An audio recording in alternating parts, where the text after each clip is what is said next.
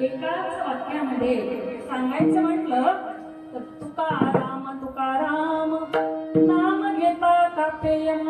बघा, इथं बसलेल्या प्रत्येक जीवाला अनेक प्रकारच्या भीती आहेत. कुणाला कशाची भीती, कुणाला कशाची भीती, कुणाला कशाची भीती. पण एक भीती मात्र सगळ्यांना सारखी आहे. ती कशाची भीती बरं? मरणाची भीती. प्रत्येक जण मरणाला घाबरतो बरं का. हा, किती घाबरलं तरी चुकत मात्र अजिबात नाही. प्रत्येक जण मरणाला घाबरतो, पण त्या मरणाच्या डोक्यावर नवे नवे यमदेवतेला सुद्धा तुकोबरायांचं नाव ऐकलं की दर दर दर दर घाम येतो. असे माझे तुकोबराया. ज्यांनी 5वा वेद गाथा निर्माण केला ते माझे तुकोबराया. ज्यांनी सदेह वैकुंठ गमन केलं ते माझे तुकोबराया. इंद्रायणी भीमेला पडलेलं गोड स्वप्न म्हणजे माझे तुकोबराया. आता प्रत्येकाच्या लक्षात आले कोण तुकोबराया, आणि अशा तुकोबरायांचा अभंग आज सेवेसाठी निवडलेला आहे. विठाला सेवेला प्रारंभ करण्यापूर्वी अल्पसा परिहार द्यायचा, तो म्हणजे असा की या ठिकाणी श्री क्षेत्र कुंभेफळ, तालुका केज, जिल्हा बीड, तालुका जिल्हा बीड, श्री क्षेत्र कुंभेफळ या ठिकाणी सुंदर प्रकारच्या या भव्य दिव्य चतुर्थीच्या निमित्तानं, अंगारकी चतुर्थी या सोहळ्याच्या या उत्सवाच्या निमित्तानं असणारा हा कीर्तनाचा सुंदर योग या ठिकाणी जुळून आलेला आहे बरं का. आणि या ठिकाणी असणारे या आजच्या सुंदर सोहळ्याचे यजमान असणारे हरिभक्त परायण आदरणीय उद्धवजी लक्ष्मणरावजी थोरात.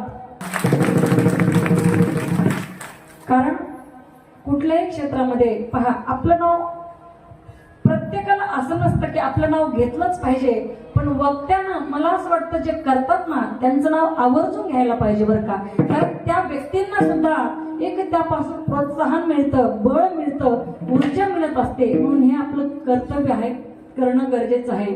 आदरणीय लक्ष्मणजी थोरात यांच्या माध्यमातून हा सुंदर प्रकारचा हा कीर्तन सोहळा अंगारकी चतुर्थी निमित्तानं या ठिकाणी होत आहे. त्याबद्दल मी त्यांचे मनपूर्वक धन्यवाद व्यक्त करते. आणि आज कसं झालंय, कधी कधी जुळून घ्यावं लागतं बरं का. हे जुळून आलंय, हा जुळून आलंय. हे सुंदर प्रकारचे गायक वादक मंडळी इतके गोड या ठिकाणी आहेत. हरिभक्त परायण आदरणीय आमचे अशोक महाराज हरिभक्त परायण. आता ज्यांची चाल गायली आपण भोसले महाराज. हा, नाव फक्त भोसले, बाकी सगळं ह्यांनी सोसले.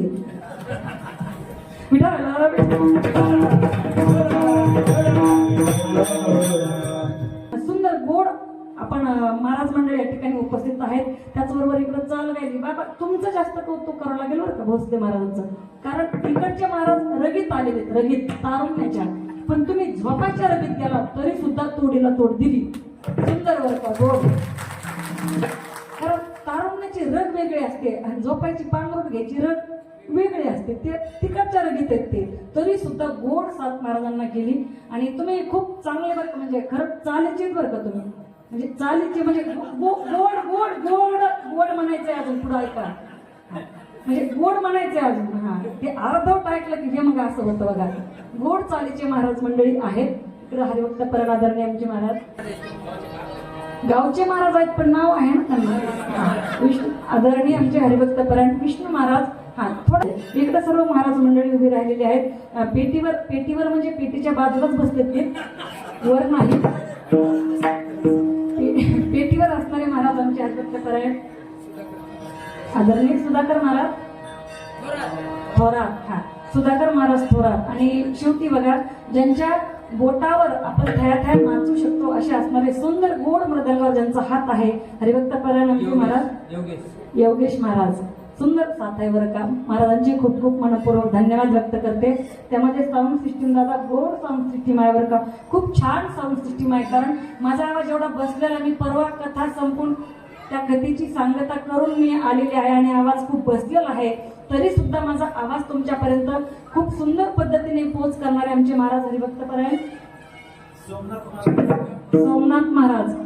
खूप गोड बरं का. हा, महाराजच आहेत का? बरोबर, असू द्या. खूप गोड बरं का. तुम्ही म्हणता दादा एवढं कौतुक करताय काय, मग पाकिटातलं जाताना काय देतात का? तसं काय अपेक्षा,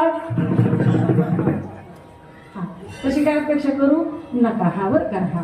आणि पाकिटामध्ये 1 जर रुपया दिला इथल्याने 1 रुपया तर मी तो 1 रुपया देऊ शकते तुम्हाला हा, कारण मी तुमच्या रुपयाला हात लावत नाही बरं का. ऐकून ठेवा अशोक महाराज, मी कधी कुणाच्या रुपयाला हात लावत नाही, फक्त माझ्या नोटा आवडतात. विठाल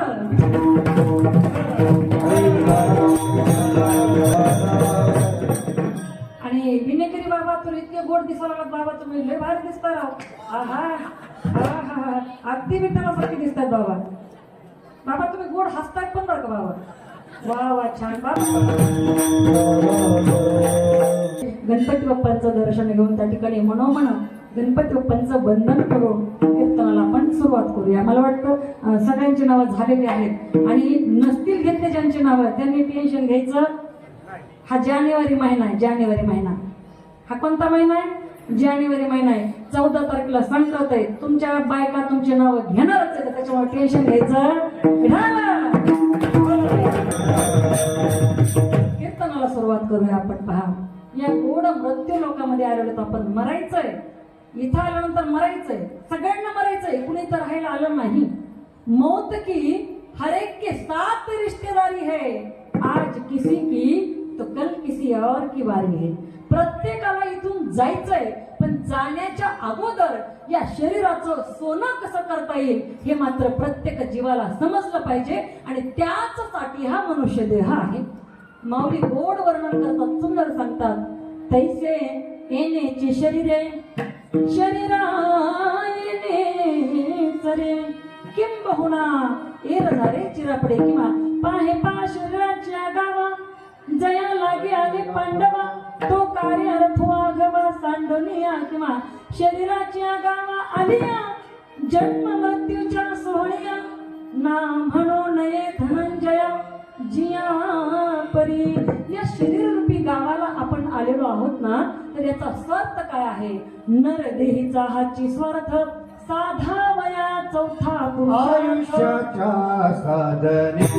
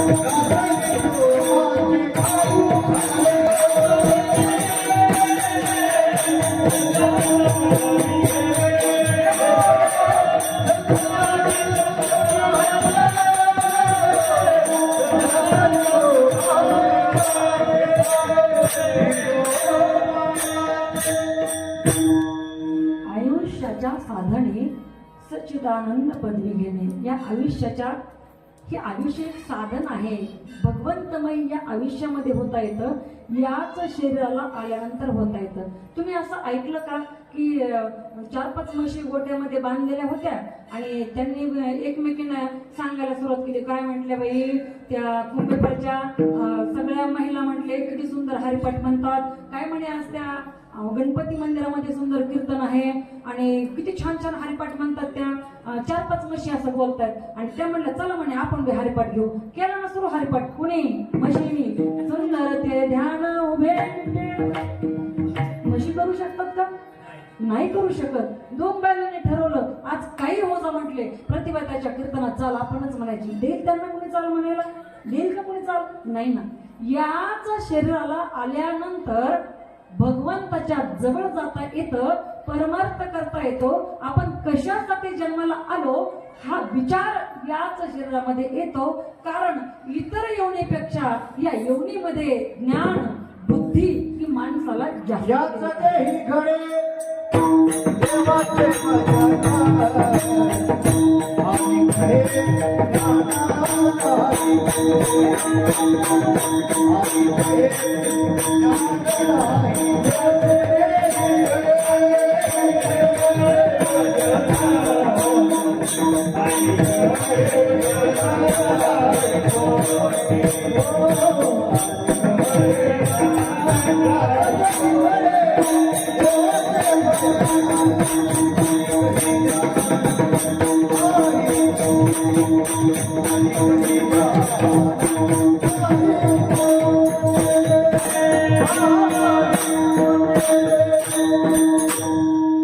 वा जोरदार एकदा टाळ्या वाजवा.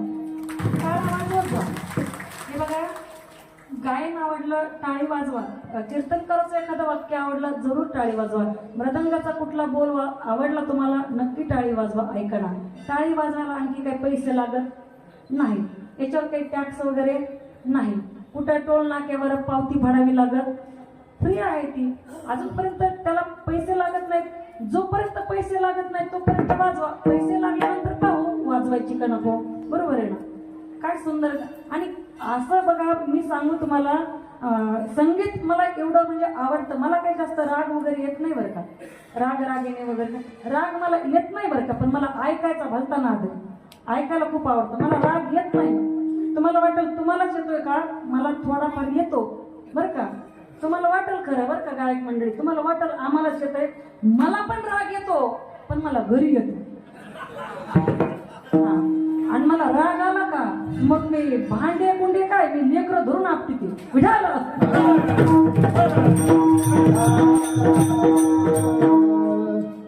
राग, संगीत means music is the language of heart. संगीत ही हृदयाची भाषा असं म्हटलं होतं. आपल्याकडच्या लोकांनी सांगून जमत नाही. अमेरिकेचा शास्त्रज्ञ नित्जे शास्त्रज्ञाचं नाव, तो म्हणतो without music life would be a mistake. संगीताशिवाय जीवन चुकीचं आहे असं नित्जे शास्त्र, तो अमेरिकेत आहे. माझ्या समोर एज्युकेटेड, वेल एज्युकेटेड, हाय एज्युकेटेड माणसं बसलेली आहेत, किंबहुना बाहेर असतील. ऐका, संगीताशिवाय खरंच जीवन चुकीचं आहे बरं का. तुम्ही म्हणताल संगीत नावाची एखादी माझी ताई म्हणेल बाई माझ्याशिवाय, तुमच्याशिवाय नाही. तुम्ही त्याच्या जीवनात गेल्यापासून काय काय झालं त्यालाच माहिती, त्या संगीतला त्याचं नाही. तिकडे एखादी संगीता फुगून फुटून जायची, तसं काही नाही. संगीत मीन्स म्युझिक, गीत, गायन, सॉंग, ह्याला संगीत म्हणायचं बघा. नृत्य, गायन आणि वादन याचा समूह म्हणजे संगीत. आणि या संगीताशिवाय जीवन चुकीचं आहे बरं का. पण आपल्याला बोर झालं, कंटाळवाणं वाटलं, आपण मस्त हेडफोन कानात घालतो आणि ऐकत बसतो गाणे. अर्थ काय त्याचा, गाण्याने आपला थकवा जातो. टेन्शन असेल थोडंसं टेन्शन कमी होतं, कारण गायनात ती ताकद आहे बरं का. खरंच तुम्ही भाग्यवान आहात, देवाने तुम्हाला स्वर दिला आणि मला बोलायसाठी जोर दिला. विठ्ठल विठ्ठल.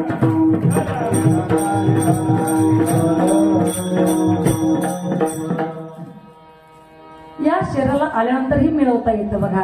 आणि याच शरीर आपण मृत्यू लोकांमध्ये आलोत ना, काही लोकांनी परमार्थ फार अवघड केला बरं का. लोक म्हणतात काही काही म्हणजे आमच्यातलेच काही म्हणणार, हा सोपं असतं काय कीर्तन करायचं, सोपं आहे का ते कथा करायचं. तेवढं अवघडही नाही. मी सांगेल तुम्हाला, ज्याला बोलता येतं तो कीर्तन करू शकतो असं माझं ठाम मत आहे.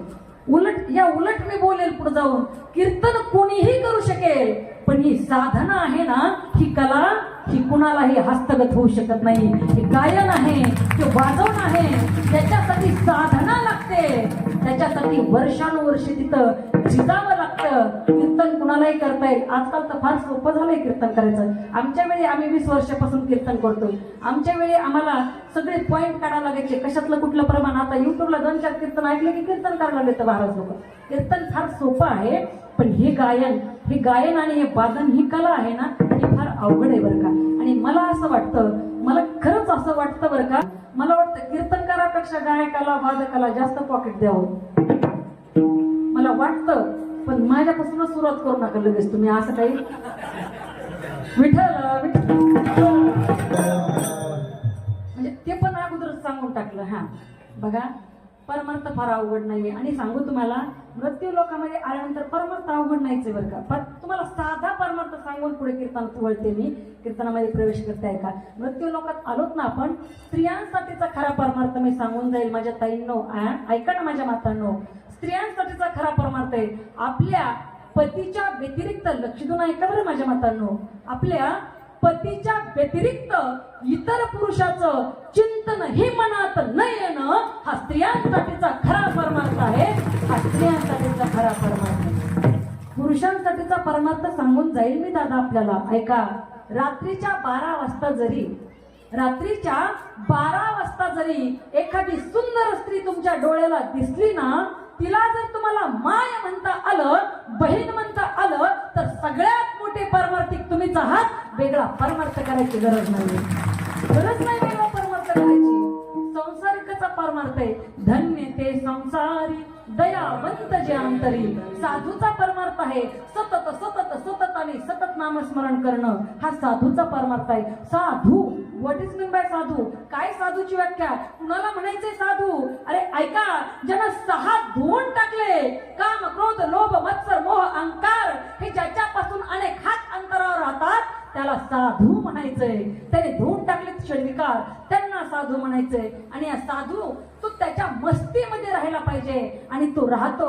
खरा साधू त्याच्या मस्तीमध्ये राहतो. नवे नवे एक हिंदी भाषिक संतांचं फार छान गीत आहे बरं का. ऐका ना काय म्हणतात ते, मुझे मेरी मस्ती कहाँ लेके आई, मुझे मेरी मस्ती कहाँ लेके आई, ओ मुझे मेरी मस्ती कहाँ लेके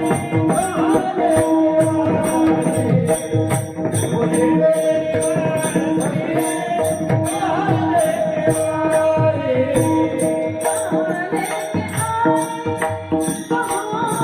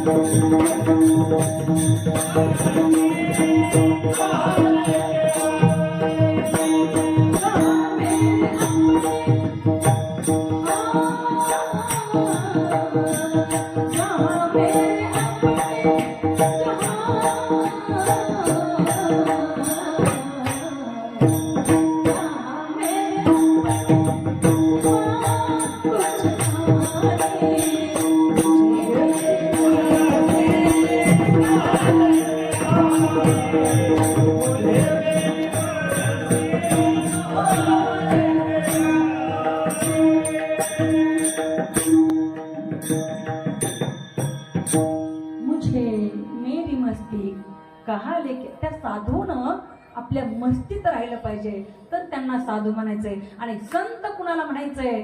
ज्यांच्या विचारांचा अंत कधी होतच नाही त्यांना संत म्हणायचंय. संत म्हणायचंय आपल्या मनातल्या पापाचा षडऋतूंचा जे नाश करतात त्यांना संत म्हणता येतं. आणि मी नेहमी सांगत असते, आपलं शरीर स्वच्छ करण्यासाठी वेगवेगळ्या साबण आहेत मार्केटमध्ये.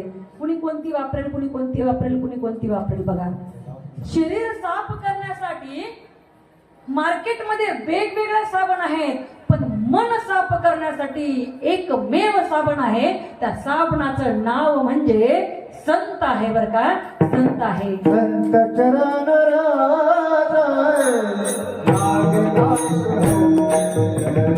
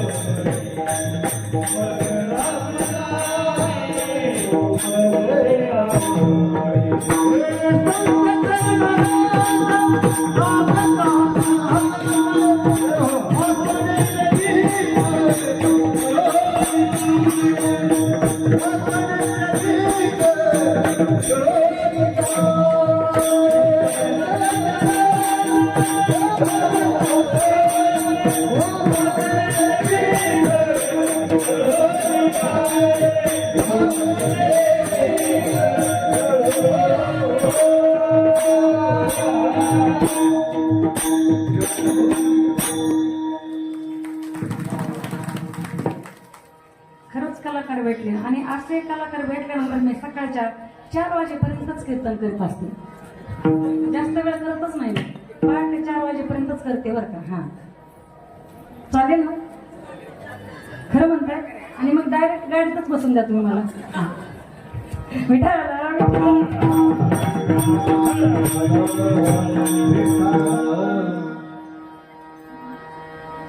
याला म्हणायचं कलाकार बरं का. कलाकार कोणाला म्हणायचं सांगू? मी नेहमी सांगत असते each and everything as a definition. प्रत्येक गोष्टीची एक विशिष्टपूर्ण व्याख्या असते बरं. कलाकार कोणाला म्हणायचं ऐका ना. तुम्हाला कधी कोणी सांगितले असेल नसेल मला माहित नाही बरं का अशोक महाराज ही व्याख्या, पण मी सांगून जाईल तुम्हाला. ऐका ना. जो उम्र भर बांध कर रख सकता है, जो उम्र भर बांध कर रख सकता है उसे प्यार कहते हैं, और अपनी कला से जो दुनिया को हिला सकते हैं उन्हें कलाकार कहते हैं, उन्हें कलाकार कहते हैं. आपल्या कलेनं दुनियाला वेड लावणारे त्यांना कलाकार म्हणायचं. काय गोड आवाज आहे महाराजांचा बरं का. काय गायन आहे. म्हणजे अशोक महाराज ते म्हणतात सकाळपासून 3रा कार्यक्रम आहे माझा हा. नाही खरंच कमाल आहे बरं का. आणि ती दैवी शक्ती असते महाराज, दैवी शक्ती असते. मला बघा महाराज म्हणतात स्वामी काज गुरुभक्ती पितृवचन सेवापती किम नाम स्वामी. स्वामी म्हणायचं तुम्हाला. कोणाला म्हणायचं स्वामी? एक तो भगवान परमात्मा आहे ना तो स्वामी आहे, तो देव आहे ना तो स्वामी आहे. दुसरी गोष्ट ज्यांच्याकडे आपण काम करतो, नोकरी करतो, चाकरी करतो, ज्यांच्याकडे आपण कामाला आहोत ना तो मालक म्हणजे स्वामी. आणि 3रा स्वामी कोण ऐका ना, तर तो आहे आपला पती. आपला पती सुद्धा आपला स्वामी आहे. पूर्वीच्या काळी देवादिकांच्या तुम्ही जर मालिका पाहत असाल टीव्हीवर बरं का, तर त्याच्यामध्ये पतीला स्वामी म्हटलं जायचं बरोबर. स्वामी त्यानंतर कसं मालक वगैरे म्हणायचे. पण आता आम्ही काय म्हणतो, आता तो विषयच नको घ्यायला. चला पुढे मला कीर्तन करायचंय. माझ्या गुरुवारांची कृपा आहे त्याच्यामुळे. आणि एका अभंगावर एका गावामध्ये माझे 13 वर्ष कीर्तन झालेत बाबा. म्हणजे तुम्हाला सांगून मला मोठेपणा मिळवायचा असा अजिबात नाही की फक्त आणि फक्त एकदा गुरूंची कृपा झाली ना मग कुठल्याच गोष्टीमध्ये आपण कधीच अडकत नाही. कुठलं संकट आपल्याला अडवून ठेवत नाही. कुठूनही कशी वाट आपल्याला सापडल्याशिवाय राहत नाही. एक ती भगवंताची कृपा व्हावी लागते. दुसरी गोष्ट ती म्हणजे आपल्या गुरुची कृपा व्हावी लागते. माझ्या गुरूंची माझ्यावर एवढी कृपा झाली आणि त्याच्यामध्ये दुधात साखर म्हटलं तर आपल्यासारख्या मायबापांचा आशीर्वाद माझ्या डोक्यावर आहे. बाकी माझ्याकडे काहीच नाही. लोक विचारतात ताई तुम्ही कीर्तन शिकायला कुठे गेल्या होत्या, कुठे शिकलात कथा? तर मी सांगत असते मी कुठे शिकायला गेली नाही. कुठल्या बुवाकडे नाही, बाईकडे नाही, कुठल्या तीर्थावर नाही. घरीच माझे वडील माझ्यासाठी पंढरपूर आहेत आणि माझी आई माझ्यासाठी आळंदी आहे. बाकी दुसरे तीर्थ सुद्धा मला माहित नाही माहिती. आणि मला वाटत नाही मी कुठल्या तीर्थाला जाईल की नाही हे सोडून. खरंच सांगते बरं का तुम्हाला. ऐका ना. महाराज म्हणतात स्वामी काज. कुणाला म्हणायचंय स्वामी? स्वामी म्हणजे देव, स्वामी म्हणजे मालक आणि स्वामी म्हणजे पती. मग यांना जे आवडतं ते आपण केलं पाहिजे. स्वामी काज गुरुभक्ती पितृवचन सेवापती. स्वामींची भक्ती करा, सेवा करा. त्या ठिकाणी गुरुची भक्ती करा, पितृवचन आई वडिलांचं वचन ऐका आणि पतीची सेवा करा. तर मग काय होतंय म्हटले हीच विष्णूची महापूजा. अनुभव याच्यापेक्षा वेगळा नाहीच आहे. बरं आणखी काय करावं लागेल साधकांना तुकोबारांना विचारलं. तुकोबारा सांगतात बाबा आणखी काहीच करायची गरज नाही. फक्त तुझ्या तोंडाने तू खरं बोल, सत्य बोले मुखे आणि इतरांच्या दुःखामध्ये सामील हो. बस जास्त काही करायची गरज नाही. काय म्हटले तुकोबर आहे तिसऱ्या चरणात, सत्य बोले मुखे दुखवे अनेकांच्या दुःखे. तर मग काय होईल, तर हीच विष्णूची महापूजा, अनुभव नाही तुझा. आणि शेवटी महाराज म्हणतात निश्चयाचे बळ तुका म्हणे तेची फळ किंवा हेची फळ. कोणतं, हीच विष्णूची महापूजा, अनुभव नाही तुझा. हा झाला अभंगाचा सरळ सरळ भावार्थ. थोडस डीप मध्ये जाऊन आहे ना म्हणून उरकतच घेण्याचा प्रयत्न करते. चला विठाला विठाला. आता स्वामी म्हणजे देव. देवाला काय आवडतं माहिती आपल्याला, काय आवडतं देवाला? नामाचा उच्चार रात्र दिवस.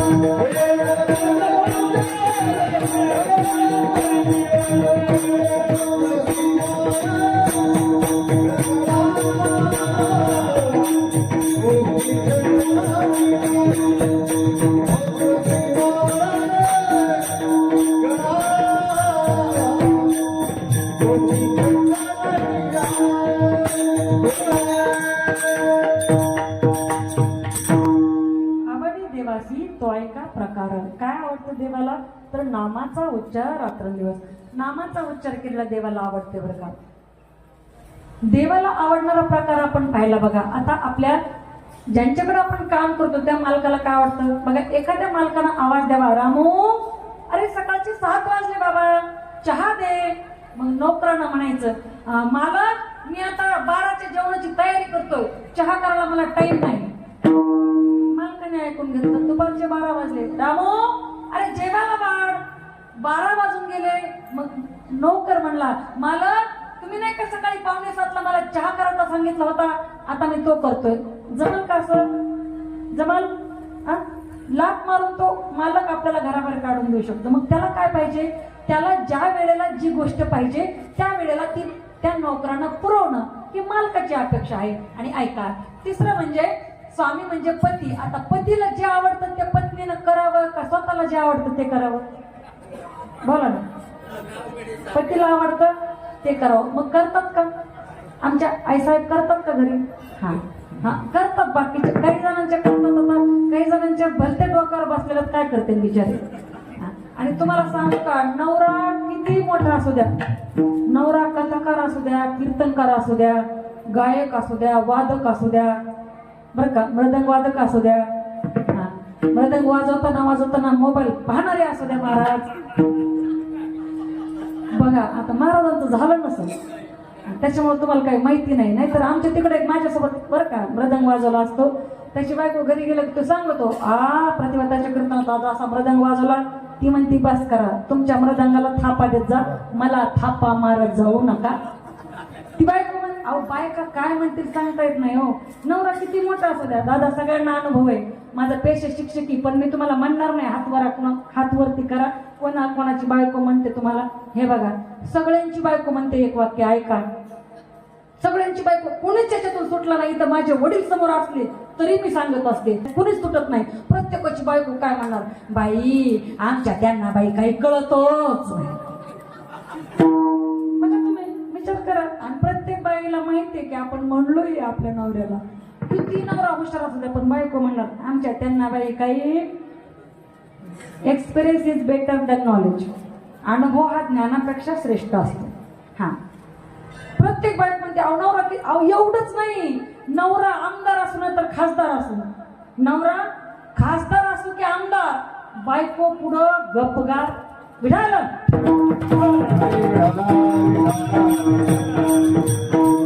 आणखी आणखी आणखी एक एक वाक्य प्रत्येक बायको आपल्या नवऱ्याला म्हणली एक वाक्य ऐका, हे तर फिक्सच आहे. ती बायको म्हणते तुमचं मी होते म्हणून बरं आहे, माया जागर दुसरी असती का कव्हाच. ऐका ना बाबा, ती बारीक तोंड करत ते, मग ती बारीक तोंड करतात ते म्हणते हे बघ तू काही जात नाही आणि दुसरी काही विढाला.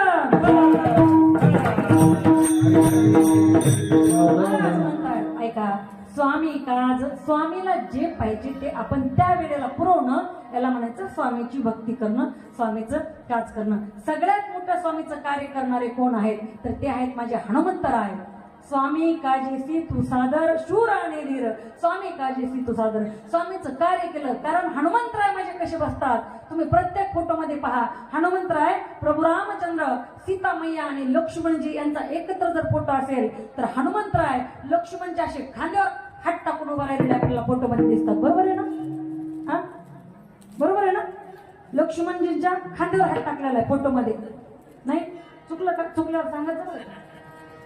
हनुमंतराय प्रभू रामाच्या समोर एक पाय खाली ठेवलेला, एक गुडघा खाली जमिनीला टेकवलेला आहे आणि एक गुडघा वरती. तो का असावा बरं?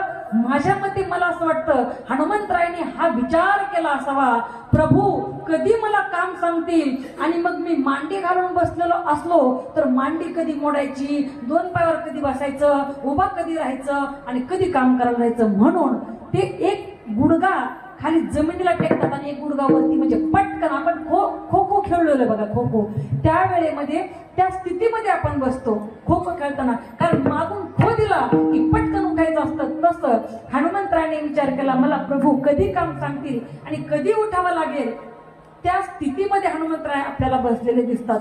सांगायचे मला स्वामीचं कार्य करणारे माझे हनुमंतराय, सीतामय्याची शुद्धी करणारे माझे हनुमंतराय स्वामीचं कार्य केलं. मालकाची सेवा करणारे नोकर मालकाला आवडतात आणि पतीची सेवा करणारी पत्नी आपल्या आपल्या नवऱ्याला आवडत असते. चला पुढं. आता काय? गुरुभक्ती. गुरु कुणाला म्हणायचंय? गुरु या शब्दातच त्या शब्दाची व्याख्या दडलेली आहे. गु म्हणजे गुह्य ज्ञान आणि रु म्हणजे रुजविणारा, तर नाम गुरु, त्याचं नाव गुरु.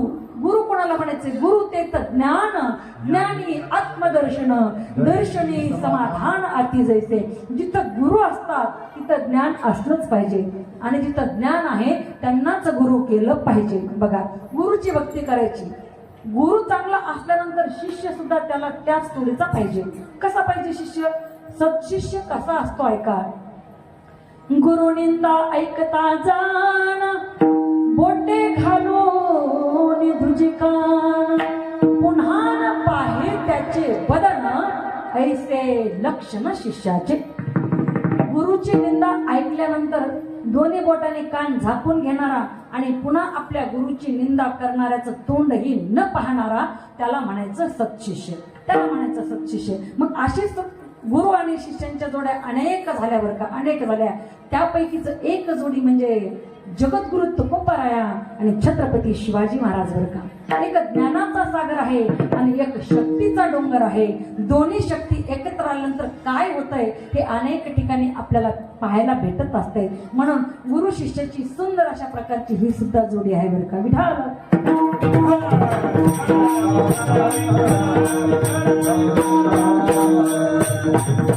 गुरुची भक्ती करा आणि त्याच्यानंतर स्वामी काज गुरुभक्ती पितृवचन, पित्याचं वचन पाळायचं.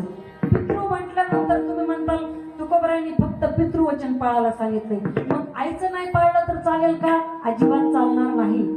माझ्या तरुण मानवांना, माझ्या लेकरांना मला सांगायचंय, आई वडिलांचं ऐका, कारण त्यांच्या इतकं तुमचं चांगलं व्हावं असं दुसऱ्या कुणालाच वाटू शकत नाही बरं का. पहिली गोष्ट ते संत, तो देव, आणि तिसरी गोष्ट आहे तुमचे आई वडील. यांच्यापेक्षा तुमचं हित जाणणारे या जगात दुसरं कुणीच नाही बरं का. पाय खेचणारे, पाय मागं खेचणारे भरपूर भेटतील, पण तुम्हाला पुढे ढकलणारे फार कमी असतात. म्हणून आई वडिलांचं ऐकायचं. पित्याचं ऐकलं कुणी? प्रभू रामचंद्रांनी अहो काय सांगितलं? मातेच्या वचनानुसार त्या ठिकाणी असणाऱ्या प्रभू रामचंद्र भगवंताच्या पित्याने दशरथ राजाने आपल्या स्वतःच्या मुलाला वनवासाला पाठवलं. आत्ताचा राम जर असता तर तो आत्ताचा राम म्हटला असता, हे बघा पप्पा, तुमचं डोकं बिकं फिरलंय का काय? माझ्या मस्तटकली म्हणला असता आत्ताचा राम, नाहीतर एखाद्या रूम मध्ये कोंडून टाकलं असतं आणि म्हणले असते तुम्ही इथं बसा, उद्या माझा राज्याभिषेक होणार आहे आणि मला वनवासाला लावताय. पण ते सत्ययुगातले प्रभू रामचंद्र होते. त्यांनी सांगितलं तुमचं वचन माझ्या शिरसामांद्यावर आहे, माझ्या त्या ठिकाणी मी तुमच्या वचनाचं पालन करण्यास तयार आहे.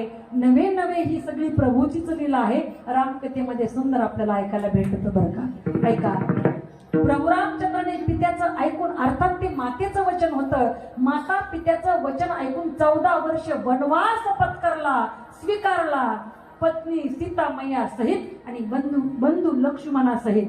बघा, पण म्हटले नाही की मला असं का करताय तुम्ही, ऐकून घ्या. तसं पित्याचंच वचन पाळायचं नाही तर मातेचं सुद्धा वचन पाळणं क्रमप्राप्त आहे.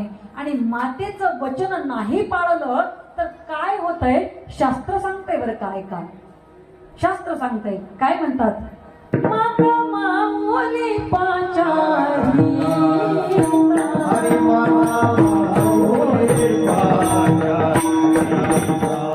आज नाही दिला मागोता, शब्द नाही दिला मागोता, एका जगधरी महिना, एका जगधरी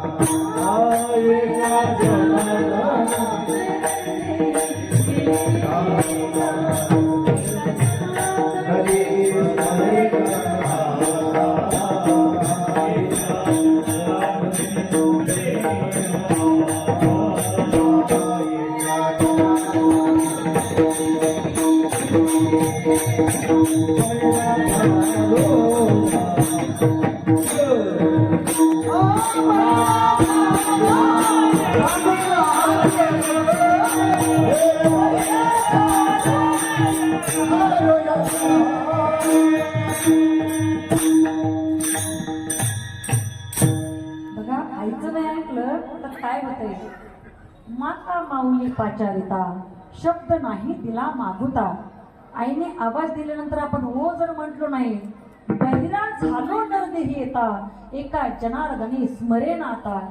आता आपण म्हणतोय बघा, आणि एखादे जर बहिरे असतील, ऐकू येत नसेल, अनेक उपचार केले, वृद्धत्वाकडे गेल्यानंतर तो भाग वेगळा बरं का. पण तरुण असताना ज्यांना कुणाला ऐकायला येत नसेल, अनेक उपचार केले तरी सुद्धा तेवढं ऐकू येत नसेल, कदाचित त्यांनी मागच्या जन्मामध्ये आपल्या आईची अवहेलना केली असेल बरं का, म्हणून त्यांना ऐकू येत नसेल असं मला म्हणावं वाटेल. चला विठाल,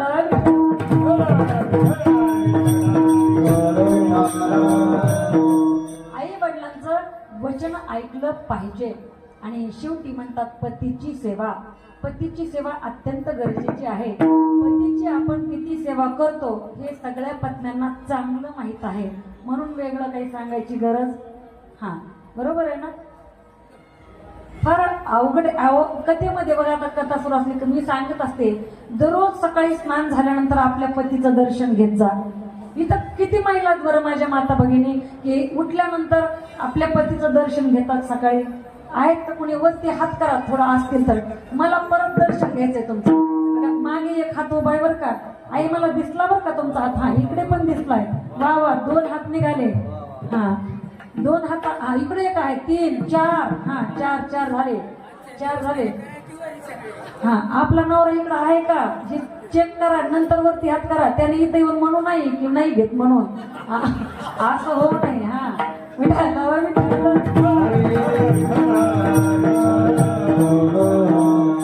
बघा, पतीचं दर्शन खरं, पती हा परमेश्वर आहे बरं का, दर्शन खरंच घेत जा. पण कधी तो चोर बाई उठली ना, मला म्हणली ताई माझी बी लई इच्छा आहे बघा नवऱ्याचं दर्शन घ्यावं म्हणून, लई इच्छा माझी, पण ह्याची पाय सापडत नाही जागेवर, एक इकडं पळत एक इकडं. ह्याला 40 फुटाचा रस्ता पडत नाही म्हणजे एकदा माप टाकलं की, केव्हा ह्याचं दर्शन घ्यावा. मग मी त्यांच्यासाठी सांगून जाईल बरं का, असं कुणी असतील बघा, कुणी जर असतील असे, मदिरापान, मदिरा म्हणजे हा देवांचा शब्द आहे, लवकर कळणार नाही आपल्याला, बरोबर आहे का. आपल्या भाषेत शराब, दारू, हा अहो कबीरजी इतकं सुंदर सांगतात, दारू गांजा मत पियो यारो, अक्कल गुंग हो जाती है, अपने पल्लू का दाम खर्च कर मुंह में मिट्टी आती है. अहो आपल्या गावाचे पैसे संपतात आणि तोंडात माती. तुम्ही म्हणता कशी काय खाली कुठं पडतोय तोंडात माती नाही तर काय जाणार आहे. हे बघा दारू पिणाऱ्या माणसांसाठी मला बोलून जाणार आहे आणि मी फक्त व्यसनबंदीसाठी व्यसनावर माझे त्या ठिकाणी व्याख्यान असतात. मी 1 तास व्याख्यान करण्यासाठी 14 तासाचा प्रवास होतोय. दादा ऐका ना सांगते. दारुड्याच्या घराला सुख काय गोष्ट आहे हे माहीत नसतं बरं का. आणि म्हणून दारू कधी पिऊ नका. दारू गांजा फार वाईट व्यसन आहेत. हे याच्यापासून सावध राहा. खऱ्या अर्थानं मला सांगायचंय व्यसनापासून दूर झालं पाहिजे. ज्यांच्या घरात व्यसनाधीन झालेली माणसं असतात त्या घराला विचारा त्यांना किती त्रास होतो. बरं ते पिऊन कुठं पडतंय त्याला कोणी नीट बोलत नाही. गावातले सन्मान करत नाहीत. लेकराबाळा नीट बोलत नाहीत. बायकोची कोणी इज्जत ठेवीत नाही. ती नाही का ती वर चाळीतला नाही का ते दत्तू त्याची बायको ही नाही का ते दारू पिऊन पडत नाही का कुठं बी त्याची बायको ही. अरे त्याच्या नावानं तुमच्या पत्नीला आपल्या नावानं ओळखलं जातं. पतीच्या नावानं ओळखलं जातं. बाबांनो माझे हात जोडून विनंती माझ्या बांधवांना अशा व्यसनापासून आपण दूर राहिलं पाहिजे. ही गोष्ट मला या ठिकाणी आवर्जून सांगावीशी वाटते. चला पतीची सेवा करायची. तुम्ही म्हणाल कशी करायची. मी तेच सांगत होते. एखादा पती जर बिनकामाचा असेल म्हणजे कामातून गेलेला असेल त्याला तुम्ही लाईनवर आणा वटणीवर आणा. त्याला चांगलं गोड गोड बोलून त्याला सांगा शिकवा समजूत घाला. मग काहीही करून जर तो ऐकतच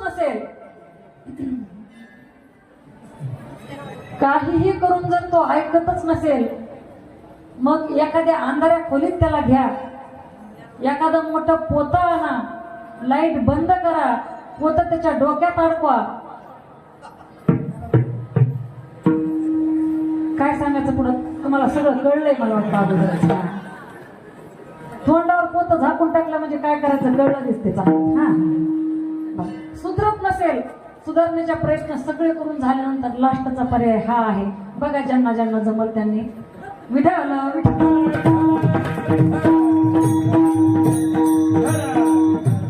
पण आपले पती चांगले वागावेत चांगले राहावेत चांगले असावेत यासाठी महिलांनी सुद्धा आपलं काम व्यवस्थित केलं पाहिजे बरं का. नाहीतर नवरा बायकोचे भांडणं मी सांगू तुम्हाला इतके किर करतात ना आणि कशावर भांडणं लागतं काही सांगता येत नाही बरं का. आणि एखाद्या दिवशी बायको गप्प बसली नवऱ्याला करमत पण नाही. एक नवरा बाहेरून आला आणि बायकोला म्हणला काय ग. ती बायको अशी गप्प बसलेली होती टेन्शन मध्ये होती. म्हणला का ग दररोज पण एवढी बडबड करते आलं की आज काय गप्प बसली बोल ना काहीतरी. अगं तू का टेन्शन मध्ये काय उदास आहे तू काय झालं काय म्हणली तुला. ती म्हणली हे बघा तुमचं माझं 2 दिवस झालं म्हणली भांडण झालं नाही. तो म्हणला हा चांगली गोष्ट आहे ना भांडण झालं नाही तर. अहो म्हणली तुमचं आणि माझं 2 दिवस भांडण झालं नाही. मला करमत नाही तुमच्यासोबत भांडण नाही झाल्यावर. आणि मी 2 दिवस झालं कारण शोधते कशामुळे भांडण काढावं पण काही कारणच सापडत नाही म्हणून मी उदास होईल. आता बायका उदास बी कशावर म्हणतात ही सांगता येत.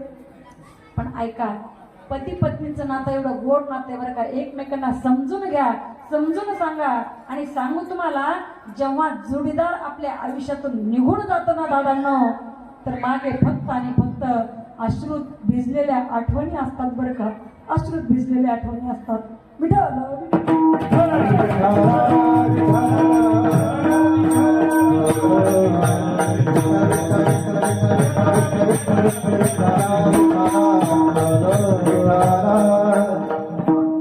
तुकोबराय म्हणतात कुणाकुणाची सेवा करायची. 4 जणांची नावं सांगितली. कोणते 4 जण. स्वामी काज गुरु भक्ती पितृवचन सेवापती हीच विष्णूची महापूजा अनुभव नाही तुझा.